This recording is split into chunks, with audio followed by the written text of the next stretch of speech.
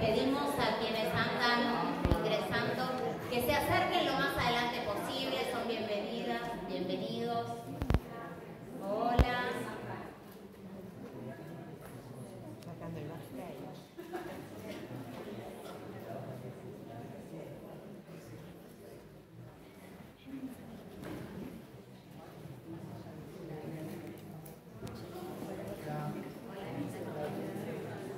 Tomen asiento, por favor.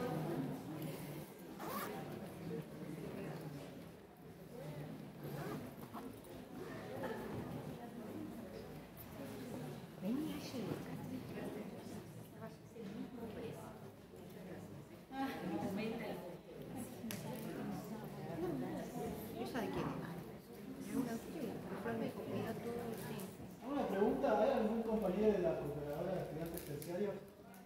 ¿Placer? Sí, acá. Nosotros somos el profesorado por la universidad. Todavía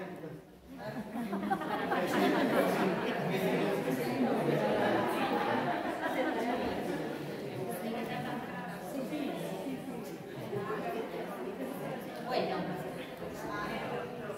entonces, si les parece, nos vamos dando inicio a estas que son nuestras terceras jornadas interinstitucionales de ESI. Hace un tiempo que venimos en esta recorrida de tratar de pensar encuentros comunes, que nuestros profesorados abran diálogos, reflexiones y construyan espacios compartidos para pensar en la ESI.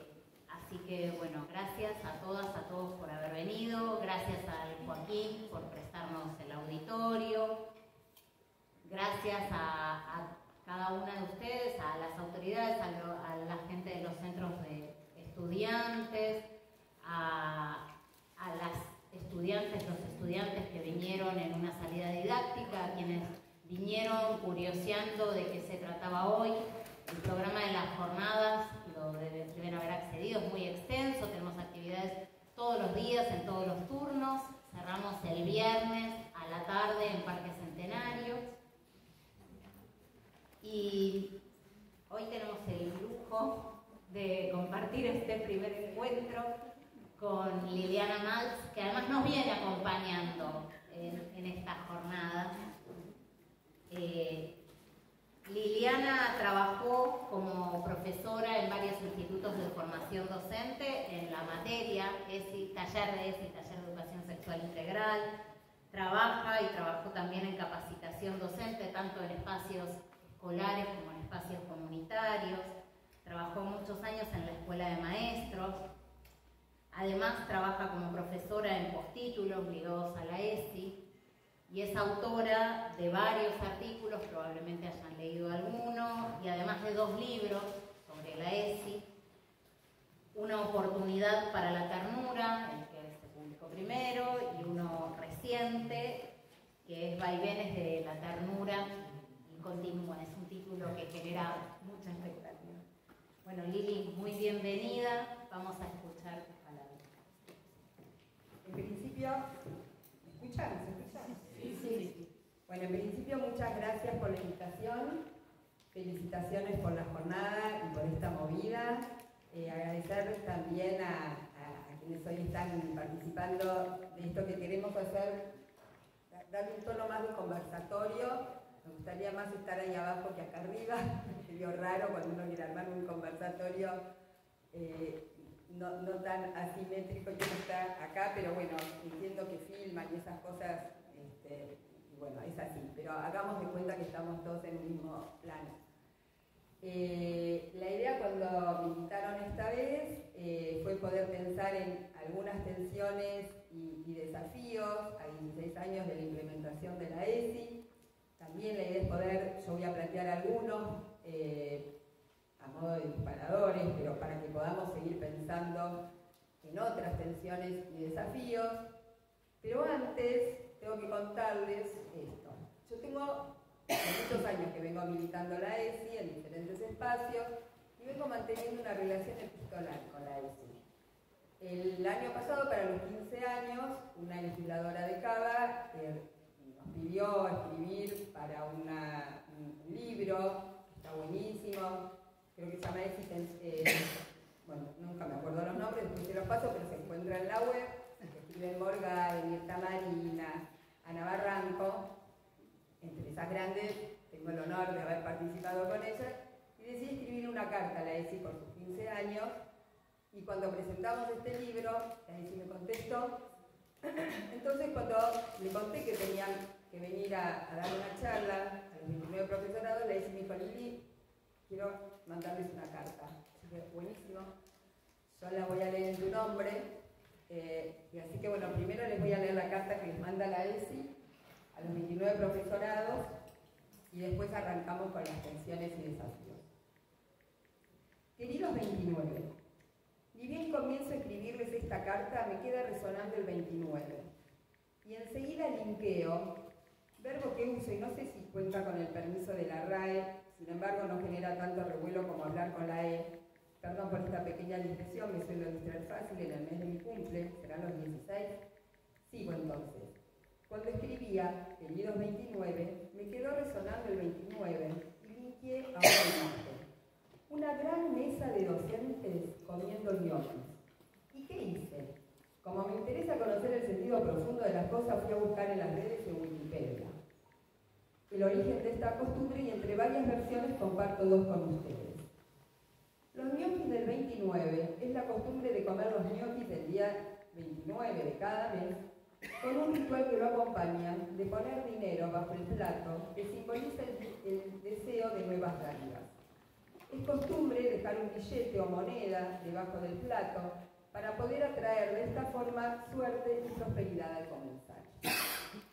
Otra versión, mucho más extendida, hace referencia a que esa fecha, al ser uno de los últimos días del mes, las personas de pocos recursos, las que cobran a principio de mes su sueldo, hoy seguramente muchos docentes, eso lo digo yo, no Wiki, no tenían dinero más que para comer lo que estuviera hecho de las materias primas más baratas.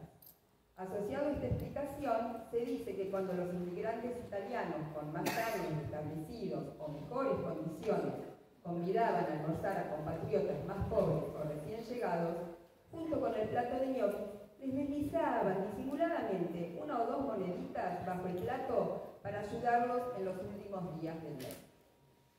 Y me quedo con esta última imagen y la ligo al cuidado, a la solidaridad, a compartir lo mucho o poco que tenemos, incluso a la idea de la palabra compañero que deriva de compartir el pan.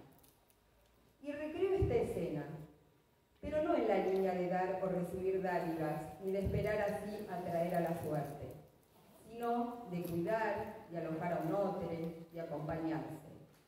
Y entonces, me imagino una gran mesa de los 29 profesorados en un día 29, comiendo ñoquis y dejando debajo de cada plato no dádivas, sino un petitorio con lineamientos para organizar la lucha, para reclamar por su existencia, contra la precarización laboral y por la titularización de los cargos, contra la reducción del presupuesto educativo y en defensa del estatuto docente, y especialmente para visibilizar qué hay detrás de tantos golpes hacia cada uno de ustedes en beneficio de la Unicaba. Por supuesto, ustedes saben, queridos 29, que no quiero ni un poquito a esa señora Paquita, la Unicaba, y que mi corazón está con ustedes, que me quieren, que defienden y pelean por mi real y efectiva implementación en cada escuela. Entonces, me imagino esa gran cena y a cada uno de ustedes terminando sus ñoquis y saliendo a pelear, petitorios en mano y sumando a más gente en el camino. Por ejemplo, a nuestros estudiantes de escuela media, potentes y grandes aliados. Ellos también están en lucha, así que aprovecho esta ocasión para visibilizarla, para saludarles y copiar algo que escribió Lili, cuento con su permiso, sobre esta defensa a la escuela pública y porque no se puede cuidar el cuerpo y la salud con viandas escasas y en mal estado, ni aceptar que se vulneren los derechos que vengo a defender, entre otros tantos reclamos. Y ahora va la nota. ¿Quieren saber qué es la crueldad? El retiro de la empatía que transforma lo vivo en cosa. Lo vivo se transforma en cosa cuando obligan, humillan, explotan, discriminan a las alumnas de Lugano a ir con zapatos cerrados de taco negro para trabajar gratis en el Hotel Hyatt disfrazado de pasantías obligatorias. Y entonces, si no las hacen, no aprueban su último año. Es decir, pueden perder el año por no tener zapatos negros de taco alto. ¿Se entiende? Obligan a los alumnos a lavar platos en hoteles de primera categoría, limpiar escaleras, preparar sándwiches, servir café en empresas amigas del gobierno de Cava. Si no, pierden el año. Lo pierden. Responsabilizan y denuncian penalmente a las familias de estudiantes que acompañan a las tomas por las pérdidas que pudieran generarse, pero roban 200 computadoras y tablets del Normal 1 y otros tantos y seguidos robos en jardines y escuelas, pero de eso nadie es responsable. Mandan a la policía a las escuelas y a las casas para notificar a las familias que son demandadas por apoyar a sus hijos en las tomas, claro. Actúan en las sombras, dejando la escuela a oscuras, cortando la luz con estudiantes en toma. ¿Y querés saber qué es la ternura?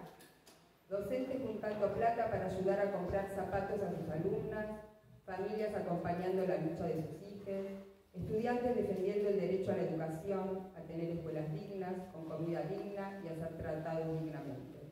Por eso, hasta la ternura siempre. Continúo yo, o sea, la ESI.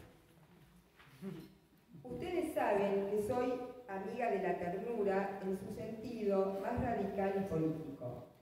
Cuando leía allá lejos de hace tiempo, en el 2017, este manifiesto de maestras jardineras, morí de amor, y se los comparto en esta carta. Esto decían las maestras jardineras. Estamos convencidas de que no hay pedagogía sin ternura, pero esa ternura no refiere a una idea superficial y romántica del amor, sino a la concepción política de la ternura, aquella que se hace presente en la empatía y en el encuentro con los otros, en la mirada que reconoce, la palabra que nombra y da lugar a esos otros que se expresan. La ternura política es la indignación ante cualquier injusticia, ante cualquier desamor y frente a cualquiera de las muchas vulneraciones y invisibilizaciones que sufren los más pequeños. Para construir políticamente la ternura, encaramos nuestro quehacer docente como una lucha desde las pedagogías críticas, descoloniales, emancipadoras, dándonos la tarea de erradicar las miradas tradicionales de la enseñanza y de las pedagogías de la tecnocracia, la individualidad y la crueldad. Justamente, la UNICABA está del lado de las pedagogías de la tecnocracia, la individualidad y la crueldad. Y ustedes, queridos profesorados de las pedagogías críticas, descoloniales y emancipadoras. Y también por eso somos amigas con la ternura, porque juntas intentamos sostener estas pedagogías críticas y especialmente porque queremos resistir la barbarización de los lazos sociales que atraviesan nuestros mundos, como nos recuerda nuestro amigo Fernando Ulloa. Y vaya si no se están barbarizando los lazos sociales en estos últimos tiempos, en los que el discurso del odio y la segregación y patologización de lo diferente están a la orden del día. Otra amiga, Rita Segato, nos habla de la necesidad de promover contrapedagogías de la crueldad, porque justamente la crueldad es la contracara de la ternura, esa crueldad que se hace presente en el trato al estudiantado y hacia ustedes. Rita me dijo alguna vez que el mundo de los dueños necesita de personalidades no empáticas, de sujetos incapaces de ponerse en el lugar del otro para que la muerte no sea muerte humana. Por eso necesito, junto a ustedes, sostener que la vida y la muerte sean vidas y muertes humanas. Lamentablemente, y ustedes bien lo saben, las autoridades de Cava hacen ejercicio de esta crueldad denostando a la escuela pública y a quienes trabajamos en ella y desoyendo todos nuestros justos reclamos. Segato se hizo esta pregunta: ¿cómo concebir contrapedagogías de la crueldad capaces de rescatar una sensibilidad y vincularidad que pueda oponerse a las presiones de época y permita visualizar caminos alternativos? Me hizo pensar y mucho, y creo pude esbozar conciben contrapedagogías de la crueldad cuando peleamos por defender nuestros derechos, por sostener los que conquistamos. Ya vimos que nunca están garantizados y solo se sostienen en la calle, y también cuando luchamos por ampliarlos. Cuando ponemos en valor la riqueza de la diversidad de cuerpos, sexualidades, géneros, culturas, de diversas maneras de vivir y de sentir. Cuando peleamos por sostener la igualdad entre los géneros y romper los binarismos que tanto nos encorsetan. Cuando abrimos los frascos que intentan encerrar y clasificar las emociones y las dejamos fluir, mezcladas, ambiguas, ambivalentes, sin ningún auto de por medio. Cuando alojamos todos los cuerpos, todos, y repartimos espejos en los cuales podamos mirarnos amorosamente por fuera de modelos hegemónicos. Cuando defendemos los derechos de los pueblos originarios y no aceptamos 5 siglos igual. Y justamente por eso pedimos la liberación de nuestras compañeras mapuches detenidas. Y especialmente cuando apostamos a lo colectivo, a fortalecer lazos y comunidades, porque ese gato también me dijo que una contrapedagogía de la crueldad trabaja la conciencia de que solamente un mundo vincular y comunitario pone límites a la cosificación de la vida. Queridos 29, sé muy bien que ustedes están peleando por ponerle límites a la cosificación de la vida y fortalecer así un mundo vincular y comunitario. Sepan que cuentan con todo mi apoyo y que les agradezco infinito la tarea que llevan adelante para darme a conocer, para mejorarme, ensancharme y defenderme. Sé que estas jornadas que hoy comienzan tienen algo que ver con este propósito, así que gracias por eso y nos vemos en la calle, codo a codo, donde somos mucho más que dos. Les abrazo, la ICI.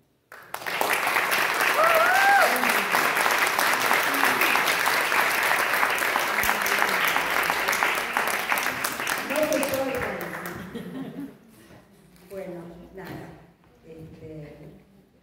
esas cosas que uno quiere decir en un momento tan difícil, me parece que justamente sostener lo vincular, sostener lo comunitario, no naturalizar la crueldad, es tarea de cada día, y la ESI siento, creo y estoy convencida, es una gran herramienta para esto.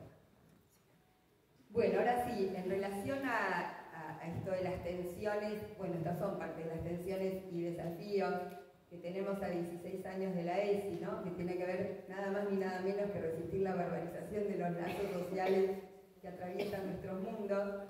Yo pensaba, pero es una posibilidad, no es la única, como ir cruzando las puertas de entrada con algunas cuestiones que nos van quedando pendientes, pero insisto, para que después podamos conversar las que a ustedes se les vayan ocurriendo o que vayan pensando. Empezando por la puerta de la reflexión sobre nosotros, nosotras, nosotros mismos, una cuestión y que tiene que ver con lo que estoy contando con la carta de la ESI, tiene que ver con los pocos espacios institucionales que tenemos para trabajar lo que nos pasa, los miedos, las inseguridades, las ambivalencias, el vínculo con las familias. Hoy compartí una reunión con una ex compañera de escuela de maestros que trabaja en una escuela media de Cava y me decía que hay muchas situaciones vinculares muy complejas entre los pibis y que se había armado una pelea muy heavy, que los chicos de primero trajeron una barra armada, ¿no? O sea, estamos hablando de pesado. Y uno en esas situaciones que no querés llamar a la cara, que no te queda otra opción. Bueno, una situación pesada, decía, no tenemos espacio para hablar de esto que nos pasa, para ver cómo acompañamos a estos grupos. No estamos hablando de insultó, me hizo bullying. Estamos hablando de grupos de primero que llamaron a una barra armada para garantizar una pelea de dos grupos, ¿no? Entonces, a esta imperiosa necesidad de conversar lo que nos pasa, que no solamente es qué recurso didáctico, que también lo es, sino cuestiones más viscerales, se le agrega la suspensión de la SEMI, ¿no? Por eso es tan importante pelear porque la SEMI vuelvan a ser en días y en espacios de trabajo que nos corresponden y no pasen a los sábados. Digo, porque no es solamente una cuestión didáctica, es una cuestión que atraviesa e impacta un montón en la implementación de la ESI, cuando no tenemos espacio para pensar estas cuestiones que nos afectan tan estomacalmente, no solamente en términos conceptuales. En relación, hay miles, yo tomo algunas porque sí, así podemos empezar a conversar.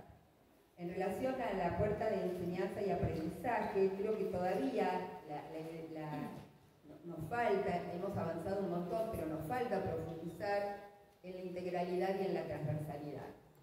En la integralidad me parece que es central poder avanzar en entender que además de los NAP, los núcleos de aprendizaje prioritario, los 5 ejes son una lente que atraviesa cualquier contenido, que no pasa por qué contenido agrego, pongo y saco, sino cómo puedo mirar los contenidos que yo abordo desde la perspectiva de la ESI, atravesando los ejes de la ESI, que no es solamente sumar o no sumar un contenido. Y cómo todavía tenemos una pata difícil, que es la perspectiva biológica todavía que está muy anclada en muchas escuelas, y nos sale más fácil cuando hablamos de temas biológicos centrarnos en lo preventivo, centrarnos en los peligros, en el nivel inicial, que nadie te toque, que nadie te abrace, que nadie trabajemos para prevenir el abuso. Sigue siendo contenidos obviamente necesarios de la ESI, pero cuando queremos correrlos hacia el lado del placer, del disfrute, de los derechos, nos cuesta todavía. Entonces me parece que hay algo ahí de la integralidad que tenemos que seguir trabajando en múltiples aspectos, tomo algunos, igual que la transversalidad. Entender que la ESI es responsabilidad de todos y de cada uno, y que por la resolución 340 habla de la transversalidad, pero también de la posibilidad de crear espacios específicos. No es una situación dilemática, es transversal y además podemos crear espacios específicos de trabajo para la ESI. Y también en relación a las situaciones de enseñanza y aprendizaje hay temas que siguen costando, ¿no? Trabajar el tema de la interrupción voluntaria del embarazo, trabajar el tema de la concepción y nacimiento en el nivel inicial, trabajar el tema de las infancias trans, ¿no? Hay contenidos que todavía siguen siendo difíciles de abordar, porque estoy segura que no se abordan en todas las escuelas o no desde la perspectiva integral. En relación a la enseñanza y aprendizaje, tener clara la diferencia entre la ESI y la educación emocional, que todavía sigue haciendo bastantes estragos, especialmente en el nivel inicial. Entonces también es una asignatura pendiente seguir entendiendo de qué se trata el eje valorar la afectividad, sin emojis, sin caritas, sin controles, sin gestiones, ¿no? Dejar los autos para ir a lo colectivo. En relación a las situaciones que irrumpen, me parece que ahí a veces no se aprovecha una riqueza de la ESI, que es atravesar las puertas, y alguna situación que irrumpe en alguna sala, en algún grado o en alguna división, se tiene la fantasía de que se habla de eso y se resolvió, ¿no? Situación que irrumpe, o protocolo mediante, o charlamos y ya está. Y hay situaciones que con eso alcanzan, pero hay muchas situaciones que no. O sea, situaciones de discriminación, situaciones que tienen que ver con el consentimiento, ¿no? Situaciones que tienen que ver con dejar a alguien afuera. No se resuelve diciendo esto está mal, ¿no? O sea, tenemos que aprovechar ahí y poder, de repente, las situaciones de discriminación, no sé, trabajar con el profe de música y de educación física, y trabajar diversidad de cuerpos, y trabajar el valor de la diversidad desde no sé, de las diversas culturas, músicas, canciones, comidas. Digo, no quiere decir que para cada conflicto o situación complicada que irrumpe tenemos que armar un proyecto, pero algunas lo ameritan. Entonces no tengamos la ilusión de que dijimos que está mal, no se hace y se resuelve. Esas situaciones que irrumpen tienen que ser amasadas, trabajadas, sobre todo en un contexto de época donde el discurso del odio, la discriminación, el armar un nosotros que se constituye en contra de un otro, ¿no? Somos un nosotros porque estamos en contra de los negros, los gordos, las personas con discapacidad, las personas con trans, y lo que nos nuclea es estar en contra de, ¿no? Entonces, las situaciones que tienen que ver con estas cuestiones vinculares necesitan ser, yo digo, amasadas, y no pensar que porque las pusimos en palabras ya están resueltas. Inclusive, frente a algunas situaciones ligadas a vulneración de derechos, el protocolo es imprescindible, pero tampoco alcanza, ¿no? Yo contaba, creo que en Vaivenes, una situación donde una nena plantea que había sido golpeada por el papá y que estaba lastimada, activaron todos los protocolos, llamaron al SAME, fueron a revisarla, guardia de abogados, pero esta directora entendió que esto no alcanzaba para resolverlo, porque pertenecía a una familia que había aprendido que a los golpes se enseñaba y que la manera de poner límites era esa. Entonces, lo que armó esta directora es un trabajo sistemático con esta familia para revisar algunas cuestiones ligadas a la crianza, ¿no? Entender que hay otras maneras de poner límites, que no sea el golpe, ¿no? Más allá de que en esa situación concreta se intervino con todos los protocolos, y también empoderar a esta nena que cada vez que el papá intentaba pegarle, decía, yo le digo a mi seño, no sabés lo que pasa, ¿no? O sea, hay muchas intervenciones posibles, además de activar un protocolo frente a las situaciones que irrumpen. Y en relación a la organización de la vida escolar, yo creo que todavía hay un tema bastante pendiente que tiene que ver cómo se reestructura la escuela para alojar a las infancias y a las adolescencias trans. ¿Qué pasa con los baños? ¿Qué pasa con los listados? ¿Qué pasa con los nombres? ¿Qué pasa con la educación física? ¿No?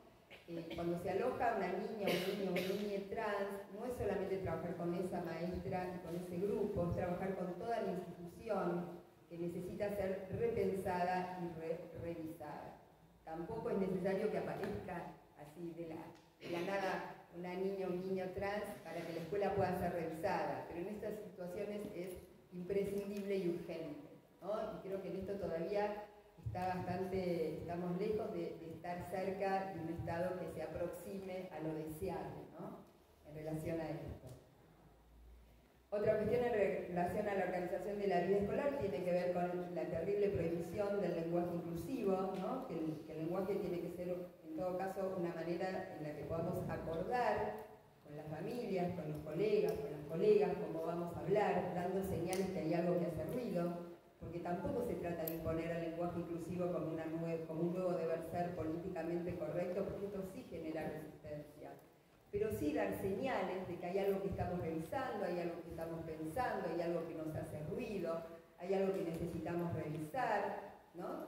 Esto de revisar, esta idea de, porque la RAE dice, ¿no? Que quiere decir que la RAE dice revisar este argumento, pero nunca es la prohibición, ¿no? Entonces, en este pendiente de la organización de la vida escolar, el tema del lenguaje es otra batalla que me parece que tenemos que seguir dando. Y también, especialmente esto para la escuela media, poder pensar en otras maneras de organizar la escuela por fuera de los organigramas. Especialmente en las escuelas medias, los estudiantes son nuestros principales aliados y a veces se los desaprovechan, ¿no? Hay escuelas donde, por ejemplo, en las jornadas armaron parejas educativas entre estudiantes y profes, y la verdad es que pasaron cosas re interesantes, ¿no? En una escuela en la que estamos ya hace muchos años, estamos pensando, armando las jornadas, y participó la comisión de género de esa escuela. Y la verdad que las pibas le daban vuelta a los profesores, ¿no? De lo que sabían respecto de cuestiones ligadas a la violencia de género y al feminismo, sabían mucho más que algunos profes.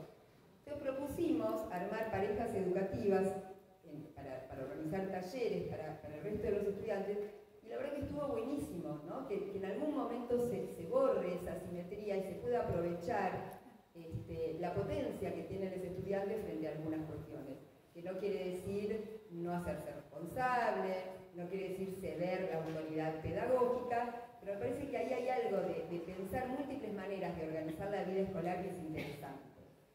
Y otra docente, que esto lo pongo en Vaivenes, en relación al vínculo con las familias, armó lo que ella llamaba cafecito con S, que era que dos mamás psicólogas con muy buena onda en relación a la ESI se acercaron para ver si podían darle una mano con algo, y ella armó este espacio que llamaba cafecito, donde estas mamás, en familia, le daban talleres a otras familias del mismo jardín.